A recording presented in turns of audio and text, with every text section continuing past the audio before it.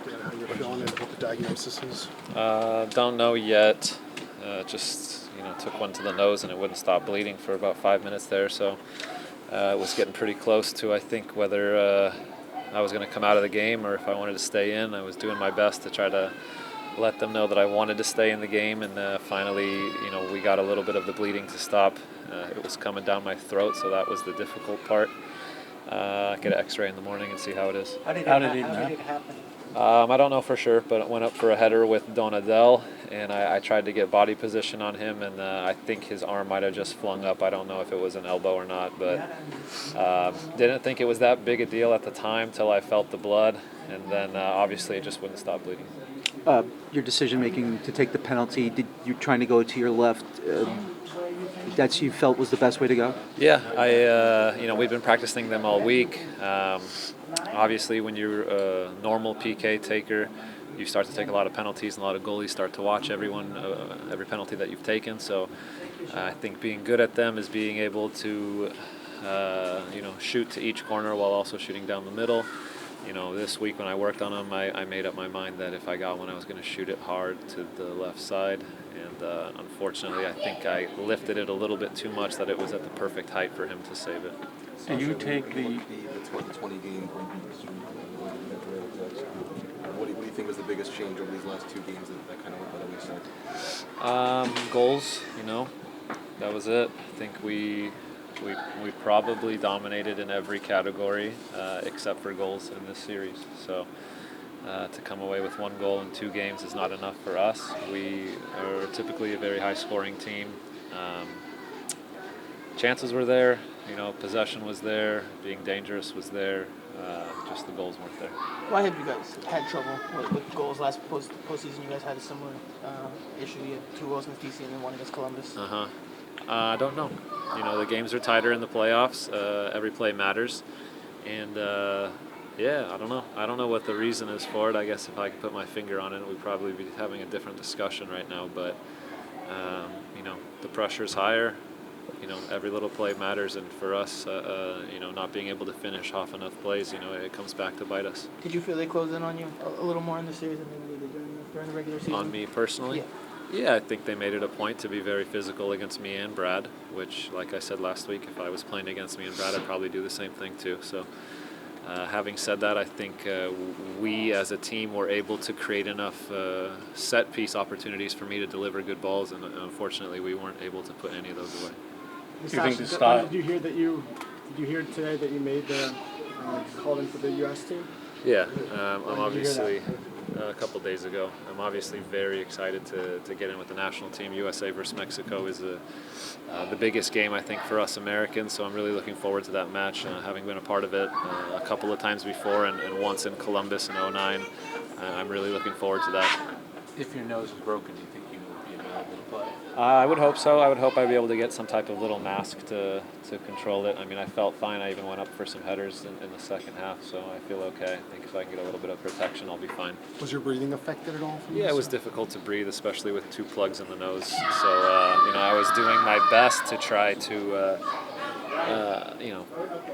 catch my breath, sprint at the right time, things like that. It obviously wasn't easy, but I knew I was not going to come out of that game.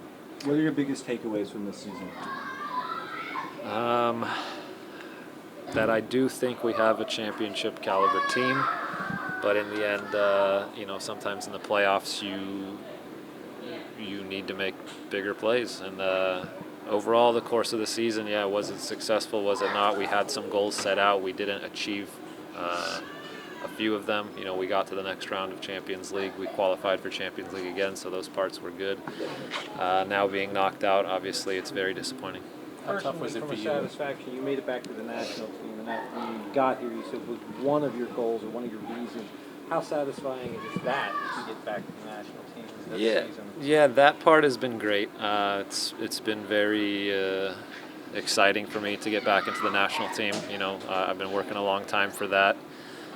It's hard to digest it all right now because there's just a lot of disappointment. I feel like I let the team down tonight, and I know in a couple of days, when I look back on this season, I know for me personally it was a successful season.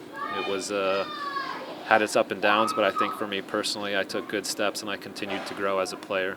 Just so I understand, in your mind, this is more about you guys making plays or not making plays in crunch time than it is about the system or the tactics, like trying to high press somebody that's not really trying to do much in play. Well, I mean, I don't think we really high pressed anything today because they just kicked the ball up the field. So, no, in my opinion, it doesn't have to do with tactics. It has to do with us making plays in big moments. And so, in the end, if I score my penalty, it's a very different conversation than we are back at even. You know, those type of plays make differences, and so that's why I feel like I let the team down, because in my instance, the game is still there for us. You know, then we give up a second goal when we could have kept pushing the game. So, yeah, the goals are the big difference in the playoffs. Do you think maybe at some point injuries caught up you guys? Kamar missed this one, Mike missed out, Gideon, Connor, let's see. Not really. I think we spoke a lot early in the season about our depth helping us this season, and so you can see that when Connor went out, you know, Chris, Sal, and Kamar stepped up. And when Kamar was out tonight, I thought Sal did a pretty good job coming in and playing at left back, somewhere he's only played once before. So, and Gonzalo did well. Look, we have options. We've got. This is what we're a team for: is to have guys that can step up. And I think for the most part, the guys who stepped up all season long did a good job. What was the talk at halftime? You guys were 0-0 and obviously still in it. I missed most of it, to be honest, getting taken care of. But the game was still there for us. I believe Jesse was saying that the chances were going to come, and it was just about keeping it tight at the back. So obviously, their goals changed it a lot. What's going through your head as you're sitting there trying to stop the bleeding, knowing that you're never getting those minutes back? I mean, it might have been like 12 minutes when you were out. Yeah, it was a lot of, I don't know, regret is the right word or not, but, I just want to be out there to help my teammates, and I just can't. And I didn't know if I was going to be able to continue to go, and then a lot of doubt starts to creep into your mind. But I was just trying to let the doctors do their job to get me back out there, and I'm glad that Jesse held off for a few minutes to let me, get cleaned up and get back on the field. Did you feel the referees did enough to prevent Montreal from time wasting? I don't know. It doesn't really matter.